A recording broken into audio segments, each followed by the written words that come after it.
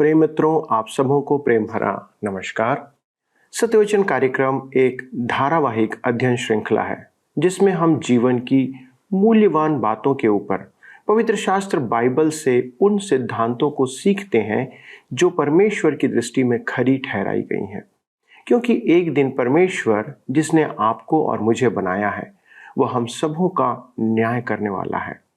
जब हमने इस पृथ्वी में जन्म लिया तो हमारे पास कुछ भी नहीं था, और आज जो कुछ हमारे पास है वह सब उसी के द्वारा से है और उसी का है।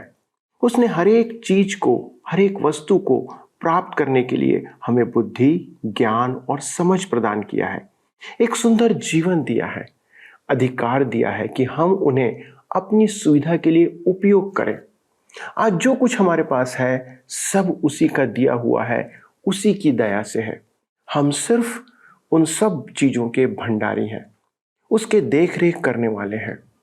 जब वह चाहे वह हमसे इन चीजों को ले सकता है, लेकिन क्योंकि परमेश्वर हमसे प्रेम रखता है उसने हमें सब कुछ दिया है जो हमारे लिए आवश्यक है। लेकिन एक दिन जैसे हम खाली हाथ आए थे वैसे ही खाली हाथ हम संसार से चले जाएंगे। इन सब के बीच एक शैतान है जो परमेश्वर और मनुष्य का शत्रु है, जो हमारे संबंध को परमेश्वर के साथ तोड़ने का काम या प्रयास करता है। हमें बार बार परीक्षा में डालता है ताकि हम परमेश्वर से दूर हो जाएं। आइए अय्यूब के जीवन से सीखें कि वह कैसे कार्य करता रहा, कैसे विश्वास में क्रियाशील बना रहा। आइए अध्ययन को आरंभ करें। प्रिय मित्रों, हम अय्यूब की पुस्तक से अध्ययन कर रहे हैं। हमने पहले दृश्य में देखा था कि अय्यूब एक धनवान व्यक्ति है और उसकी संतान सुख से रह रही थी। वह परमेश्वर का भय मानता था और खरा एवं सीधा था। आइए अब हम आगे देखें स्वर्ग। अब दूसरा दृश्य खुलता है, स्वर्ग का दृश्य। न तो अय्यूब और न ही अन्य कोई जानता था कि वहां क्या हो रहा था, परंतु इस दृश्य को पढ़कर हम परमेश्वर के भक्तों पर आने वाले कष्टों के विषय समझ प्राप्त करेंगे। मैं यह नहीं कहता कि यही एकमात्र व्याख्या है, परंतु यह एक भाग अवश्य है। अय्यूब की पुस्तक 1 अध्याय के 6 पद में लिखा है, एक दिन यहोवा परमेश्वर के पुत्र उसके सामने उपस्थित हुए और उनके बीच शैतान भी आया। ध्यान दीजिए, यह स्वर्ग का दृश्य है। परमेश्वर के पुत्र, उसकी बुद्धिमान सृष्टि उसके समक्ष उपस्थित हो रहे हैं। मैं स्वीकार करता हूं कि मैं उनके बारे में बहुत कम जानता हूं। मेरे विचार में वे असंख्य हैं, जैसे समुद्री रेत के कण। इसका अर्थ है कि उन्हें गिना नहीं जा सकता। वे हमारी जाति के नहीं हैं, वे मनुष्य नहीं हैं, वे परमेश्वर की सृष्टि हैं और उत्तरदायित्व निभाते हैं।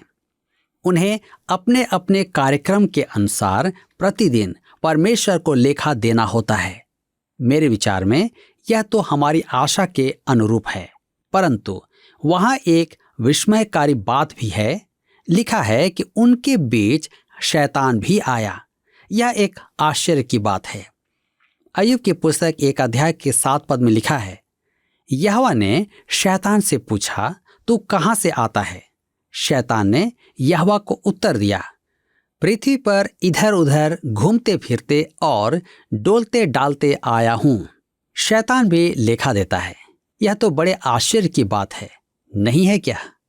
क्या वह नरक से आया था? नहीं मेरे मित्रों, वह नरक से नहीं आया था, क्योंकि नरक अभी तक खुला नहीं है।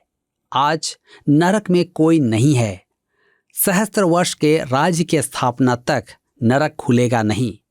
निस्संदेह नरक शैतान और उसके दूतों के लिए ही बना है, परंतु वे अभी उसमें नहीं हैं। सच तो यह है कि शैतान की पहुंच इस पृथ्वी पर उतनी ही है जितनी मेरी और आपकी, वरन इससे भी अधिक। यह पृथ्वी शैतान का राज्य है, अतः वह नरक में नहीं था। उसने कहा कि वह पृथ्वी पर इधर उधर घूमते फिरते आया था, अर्थात पूर्व पश्चिम उत्तर दक्षिण आदि का चक्कर काटते हुए। स्मरण रखें कि धर्मशास्त्र में शैतान को इस पृथ्वी का स्वामी कहा गया है। 2 कुरिन्थियों 4 अध्याय उसके 4 पद और इफिसियों की पत्री 2 अध्याय उसके 2 पद में उसे आकाश के अधिकार का हाकिम कहा गया है। इससे हमें स्पष्ट समझ में आता है कि उसे पृथ्वी पर बहुत अधिकार एवं स्वतंत्रता प्राप्त है। पहला पत्रस 5:8 में हमें चेतावनी दी गई है, सचेत हो और जागते रहो, क्योंकि तुम्हारा विरोधी शैतान गरजने वाले सिंह की नाई इस खोज में रहता है कि किसको फाड़ खाए। मेरे मित्रों, यह एक चेतावनी है और ठीक यही बात यहाँ अय्यूब की पुस्तक में लिखी है। शैतान ने स्वयं कहा है कि उसे पृथ्वी पर विचरण करने की स्वतंत्रता है। आपको स्मरण होगा कि यीशु की परीक्षा लेते समय शैतान ने कहा था कि वह उसे पृथ्वी का राज्य दे सकता है। यीशु ने उसे यह नहीं कहा कि पृथ्वी उसकी नहीं है, उसने केवल इनकार किया। स्पष्ट है कि सब राज्य उसी के हैं, उसे ऐसी स्वतंत्रता प्राप्त है। आज पृथ्वी को देखकर लगता है कि शैतान ही प्रबंधक है, नहीं है क्या? निसंदेह परमेश्वर परम प्रधान है, परंतु उसने शैतान को स्वतंत्रता का समय दिया है। लिखा है कि आपकी और मेरी पृथ्वी शैतान के अधीन है, उस पर विजय पाना आवश्यक है और यह केवल मेमने के लहू ही से संभव है। यह एक प्रकार का प्रकाशन है, नहीं क्या, जो आधुनिक विचारों से भिन्न है। अय्यूब की पुस्तक 1 अध्याय उसके 8 पद में लिखा है, यहोवा ने शैतान से पूछा, क्या तूने मेरे दास अय्यूब पर ध्यान दिया है? क्योंकि उसके तुल्य खरा और सीधा और मेरा भय मानने वाला और बुराई से दूर रहने वाला मनुष्य और कोई नहीं है। परमेश्वर उसे अय्यूब का संदर्भ देता है। परमेश्वर ने कहा कि वह एक असाधारण मनुष्य है। ऐसा प्रतीत होता है कि शैतान पहले से ही अय्यूब पर हाथ डालने का प्रयास कर रहा था। मैं शैतान की अगली बात के आधार पर यह कह सकता हूं। अय्यूब 1 अध्याय उसके 9 और 10 पद में लिखा है, शैतान ने यहोवा को उत्तर दिया, क्या अय्यूब परमेश्वर का भय बिना लाभ के मानता है? क्या तूने उसकी और उसके घर की और जो कुछ उसका है उसके चारों ओर बाड़ा नहीं बांधा? तूने तो उसके काम पर आशीष दी है और उसकी संपत्ति देश भर में फैल गई है। मेरे मित्रों, स्पष्ट है कि शैतान ने अय्यूब पर हाथ डाला, परंतु परमेश्वर के बाड़े के कारण असफल रहा। क्या तूने उसके चारों ओर बाड़ा नहीं बांधा? मेरे विचार में प्रत्येक विश्वासी के चारों ओर परमेश्वर ने बाड़ा बांधा हुआ है और परमेश्वर की अनुमति के बिना शैतान उसमें प्रवेश नहीं कर सकता। यदि परमेश्वर उसे अनुमति देता है तो वह उसके किसी उद्देश्य के निमित्त होती है। इस पुस्तक की यही शिक्षा है। अय्यूब 1 अध्याय उसके 11 पद में हम पढ़ते हैं, परंतु अब अपना हाथ बढ़ाकर जो कुछ उसका है उसे छू, तब वह तेरे मुंह पर तेरी निंदा करेगा। ध्यान दीजिए, शैतान अय्यूब पर यह दोष लगाता है। मेरे विचार में वह मनुष्यों से घृणा करता है। वह कहता है कि अय्यूब परमेश्वर का समकालिक सेवक है। शैतान को आपसे और मुझसे कोई लाभ नहीं। वह कहता है कि हम परमेश्वर के अवसरवादी सेवक हैं। यदि हमारा सब कुछ छिन जाए तो हम परमेश्वर को कोसेंगे। ध्यान रखें कि संसार में अनेक मनुष्य परमेश्वर को कोसते हैं, इसमें शक नहीं है। मैं प्रतिदिन लोगों को परमेश्वर को कोसते सुनता हूं। एक दिन मैं किसी निर्माण स्थल से जा रहा था। वहां पर्यवेक्षक कुछ लगाना चाह रहा था, परंतु वह गिर गया। वह परमेश्वर को कोसने लगा। वह बड़ी सी बाइबल लेकर आराधना में अवश्य जाता होगा। यह तो मैं नहीं जानता, परंतु उसने परमेश्वर को कोसा, यह मैं अवश्य जानता हूं। यह एक आम बात है, क्योंकि मनुष्य परमेश्वर के साथ उचित संबंध में नहीं है।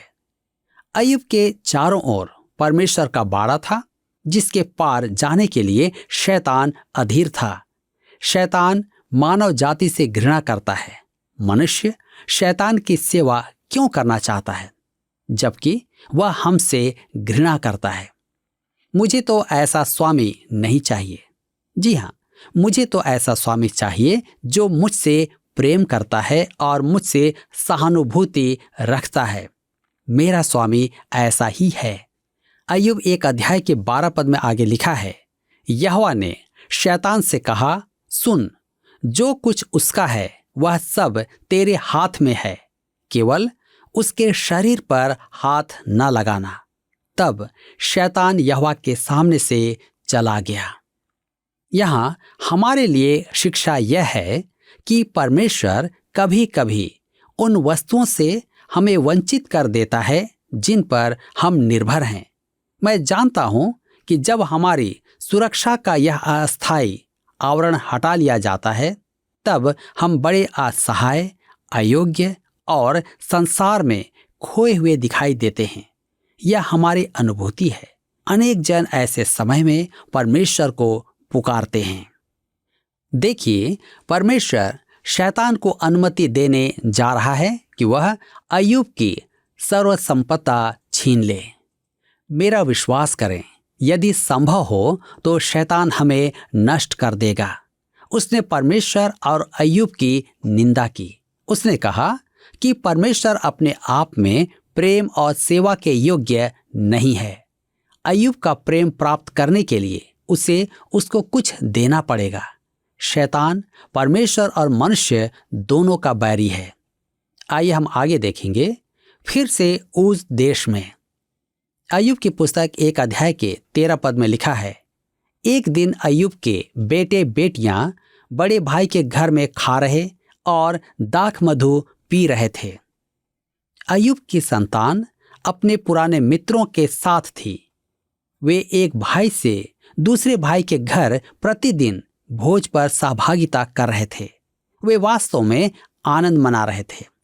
तब आगे लिखा है अय्यूब 1 उसके 14 और 15 पद में, तब एक दूत अय्यूब के पास आकर कहने लगा, हम तो बैलों से हल जोत रहे थे और गदहियां उनके पास चर रही थी कि शबा के लोग धावा करके उनको ले गए और तलवार से तेरे सेवकों को मार डाला, और मैं ही अकेला बचकर तुझे समाचार देने को आया हूं।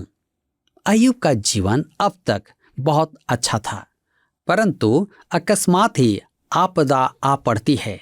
वह तो जानता भी नहीं था उसका ऐसा कोई बैरी है। शबा के वासी उसको लूट लेते हैं और उसके सेवकों को मार डालते हैं। अय्यूब 1 अध्याय के 16 पद में आगे हम पढ़ते हैं, वह अभी यह कह ही रहा था कि दूसरा भी आकर कहने लगा, परमेश्वर की आग आकाश से गिरी और उससे भेड़ बकरियां और सेवक जलकर भस्म हो गए, और मैं ही अकेला बचकर तुझे समाचार देने को आया हूं। ध्यान दीजिए, परमेश्वर की आग, यह बड़ी रोचक बात है। मैं अपने एक बीमा करने वाले मित्र से मजाक करता हूं। यदि परमेश्वर आपके घर को गिरा दे तो कंपनी क्षतिपूर्ति नहीं करेगी। हानि होने पर हमेशा परमेश्वर को दोष देते हैं। उस युग में भी वे ऐसा ही करते थे। उसने यह क्यों नहीं कहा शैतान की आग? वह किसका काम था?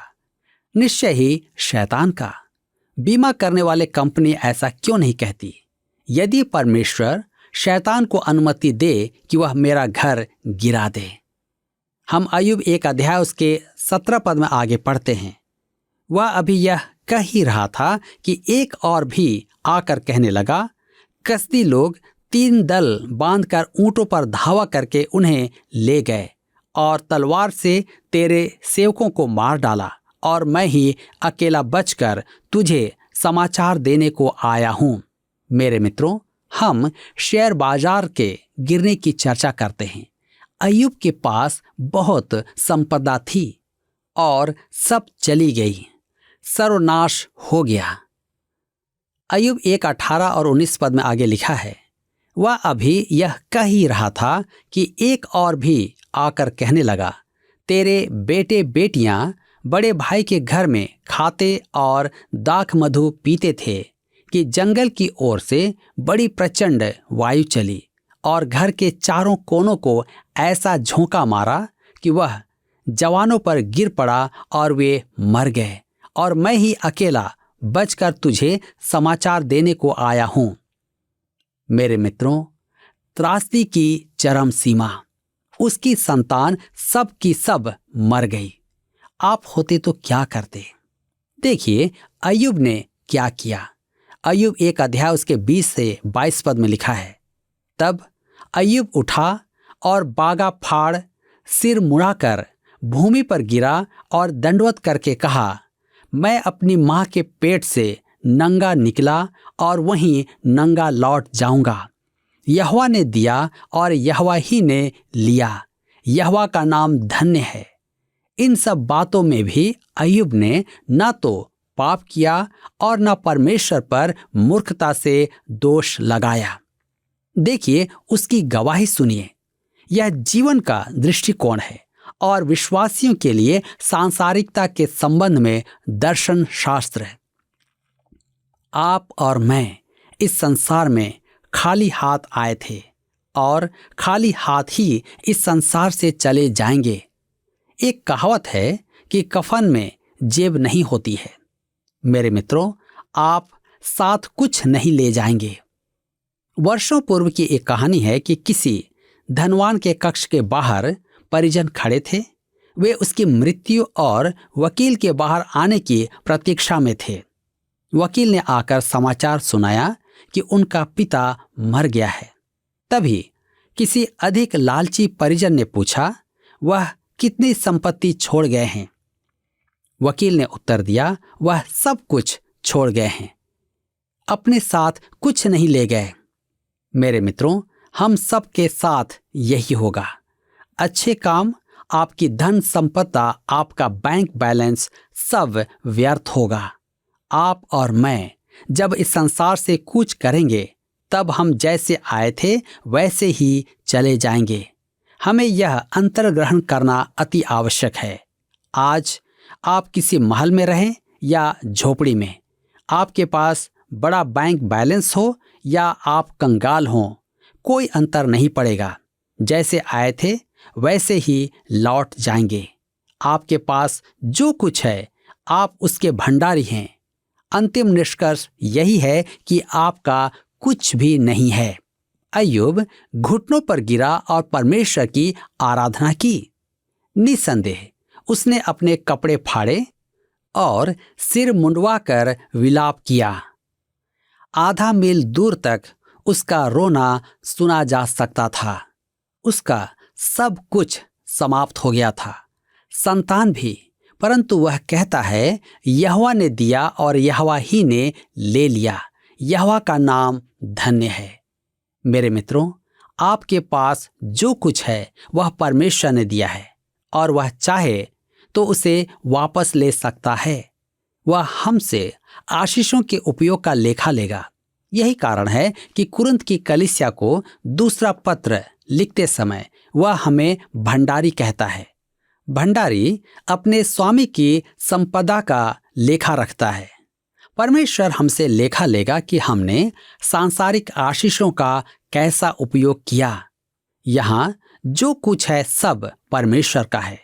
आप तो केवल उसे काम में लेते हैं। संसार से कूच करते समय आप कुछ साथ नहीं ले जाएंगे।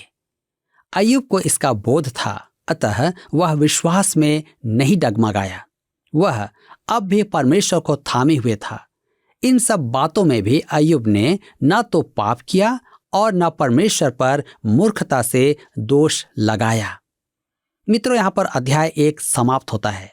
अब हम अपने अध्ययन को अध्याय 2 से बनाए रखेंगे, जिसका विषय है स्वर्ग, परमेश्वर, शैतान, उस देश और नगर का ढलाव। आइए देखें स्वर्ग, परमेश्वर तथा शैतान। अय्यूब की पुस्तक 2 अध्याय के 1 पद में लिखा है, फिर एक और दिन यहोवा परमेश्वर के पुत्र उसके सामने उपस्थित हुए और उनके बीच शैतान भी उसके सामने उपस्थित हुआ। परमेश्वर के सृजित प्राणी अपनी नियमित उपस्थिति में फिर आते हैं। ध्यान दें, उन्हें परमेश्वर को लेखा देना होता है। हमें भी एक दिन परमेश्वर को लेखा देना होगा। भूलिए नहीं कि विश्वासियों को मसीह के न्याय आसन के समक्ष खड़ा होना है, जैसा 2 कुरिन्थियों के पत्र 5 अध्याय उसके 10 पद में लिखा है। वहां हम इस पृथ्वी पर अपने भंडारी के उत्तरदायित्व का लेखा देंगे। विश्वासी गण प्रकाशित वाक्य की पुस्तक 20 अध्याय उसके 11 से 15 पद में व्यक्त श्वेत सिंहासन के समक्ष खड़े नहीं होंगे। वहां अविश्वासी अपना लेखा देंगे। परमेश्वर के सब सृजित प्राणी परमेश्वर के समक्ष उपस्थित होकर लेखा देंगे। मेरे मित्रों, स्मरण रखें कि वह परमेश्वर है। आज हम स्वतंत्र नहीं हैं।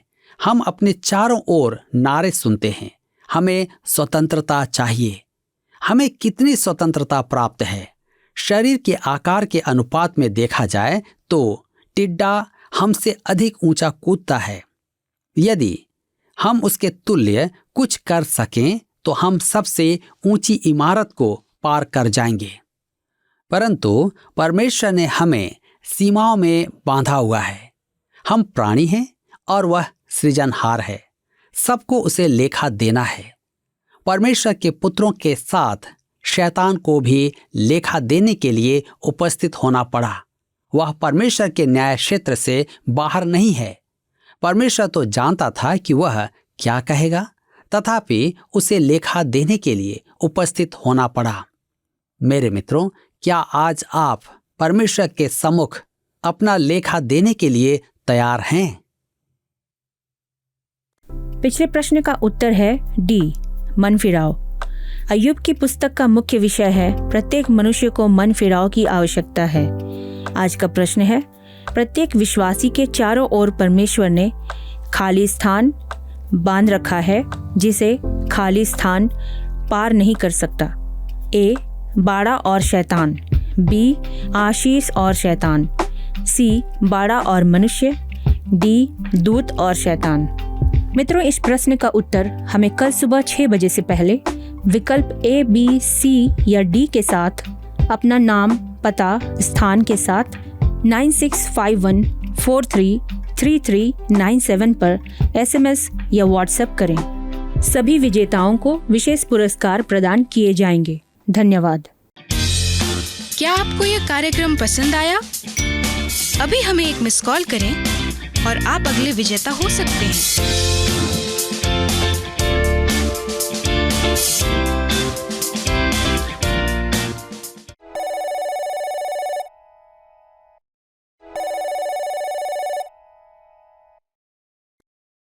मित्रों, जितना अधिक हम बाइबल से जीवन के सिद्धांतों को सीखते हैं, लोगों के कहने सुनने की बातों से बचे रहते हैं। बाइबल परमेश्वर का प्रकाशन है। इससे हटकर कोई उत्तम हल मनुष्यों को प्रस्तुत नहीं किया गया है। शैतान और परमेश्वर के संबंध में लोगों की अपनी अपनी राय होगी, लेकिन पापी मनुष्य कभी सही नहीं हो सकता, ये आप मान लीजिए। इसलिए हमें सिर्फ परमेश्वर का भय मानना है, अर्थात उसकी ही आज्ञाओं का पालन हमें करना है। आज के अध्ययन से यह स्पष्ट हो जाता है कि शैतान आज नरक में नहीं है। वह इस संसार में इधर उधर भटक रहा है कि लोगों को बुरे कार्य के लिए बहकाए और प्रेरित करे। हमने ये भी जाना दोस्तों कि परमेश्वर उसके भक्तों के चारों ओर बाड़ा बांधे रखता है और उनकी रक्षा करता है। उनकी सुरक्षा परमेश्वर के हाथ में होती है, जो परमेश्वर के लोग हैं। शैतान बिना परमेश्वर की अनुमति के उसके लोगों को हानि नहीं पहुंचा सकता, और यदि उसे अनुमति मिले भी तो परमेश्वर के उत्तम उद्देश्य उसमें शामिल होते हैं। सदा परमेश्वर के उद्देश्य उसमें शामिल रहते हैं, लेकिन ये सिर्फ उन पर लागू होता है जो उसके सच्चे भक्त हैं, जो खराई से चलते हैं, यीशु मसीह से पापों का क्षमादान प्राप्त कर चुके हैं और सिर्फ उसके लिए ही जीवन जीते हैं। इसलिए मैं आप सबसे निवेदन करूंगा कि सबसे पहले अपने संबंध जीवित परमेश्वर से सही करें और उसके साथ ही साथ मनुष्यों के साथ भी अपने संबंध को सुधारें। आइए मित्रों, हम प्रार्थना करें। हमारे स्वर्गीय पिता परमेश्वर, हमारे प्रभु यीशु ख्रीस्त के नाम से आपके सन्मुख आते हैं और प्रभु आपको अपने इस सुंदर जीवन के लिए धन्यवाद देते जो आपने हमें दिया। पिता, इस बात के लिए भी धन्यवाद देते हैं कि इस जीवन में आपने हमें अकेला नहीं छोड़ा, परंतु निरंतर आप हमारी सहायता करते हैं कि हम सांसारिक परीक्षाओं, प्रलोभनों और अनेक प्रकार के विरोधों के बीच उत्तम और सही जीवन, आपके वचन के अनुसार जीवन जीने पाए। पिता परमेश्वर, हम जानते हैं कि हमारे जीवन में बहुत सी परीक्षाएं आती हैं और ऐसे समय में प्रभु हमें सिर्फ आपका सहारा है। पिता, हम प्रार्थना करते हैं कि हम सबों पर, विशेष तौर पर हमारे सारे जितने भी दर्शक हैं उन पर आप दया करें कि पिता परमेश्वर उन सब के जीवन में आपकी उपस्थिति इस रीति से बनी रहे कि यदि वे परीक्षाओं में हैं, यदि वे परेशानियों में हैं, तो प्रभु आपकी सहायता उन्हें मिले कि वे जीवन भर विश्वास योग्यता से अपना समय व्यतीत करें। पिता, हमारे चारों ओर अपना बाड़ा बांधें, अपनी सुरक्षा में हमें रखें, क्योंकि प्रभु हमें आपके अलावा और कोई नहीं बचा सकता। प्रभु, जितने हैं वो आपसे यदि संबंध सुधारना चाहते हैं, आपके निकटता में आना चाहते हैं, प्रभु अपना अनुग्रह उन पर रखें, उनको अपने संरक्षण में ले लें पिता, और अपनी महिमा के लिए उपयोग करें। आदर, भक्ति और महिमा के साथ इस विनती को यीशु के नाम से मांगते हैं, आमीन। मित्रों, मुझे उम्मीद है कि आज के अध्ययन के द्वारा से आपने बहुत सी नई बातों को सीखा होगा जो आपके आत्मिक जीवन के लिए आपकी सहायता करेंगी। अगले प्रसारण में इस अध्ययन को आगे बढ़ाएंगे और रोचक तथ्यों को हम वचन में से जानेंगे। तब तक परमेश्वर के साथ चलते रहें और उसके भरोसे में बने रहें। तब तक प्रभु आपको आशीष दे। धन्यवाद।